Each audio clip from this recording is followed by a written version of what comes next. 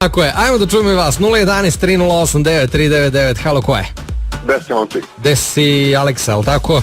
Tako je. Sam te prepoznao, jesam. Aleksa, ajmo, pričamo o komšijama. Imam jednog komšiju koji stanuje, pošto ovo moje nasljedu su samo kuće, znači nisu zgrade. Dobro. Stanuje nekih 4-5 kuće od moje i jedne večeri sam pravio žurku i sada tu su došli neki likovi ono i sad pošto nedavno se puši kod mene u kući cigare. Dobro. Ja sam rekao zađi ti ispred dvorišta ono. Dobro. I sad taj komšija u sve noći dolazi kod mene, dim ulazi kod mene u sobu. Kažem, kako ulazi dim? Zato što vi pušite u dvorištu i onda vetar duva dim do moje kuće. Ulazi kroz prozor u moj toalet, iz toaleta u moju spavaću sobu. To tako ne može. Jeste! Jel umeš da ponoviš to što si sad ispričao, brate?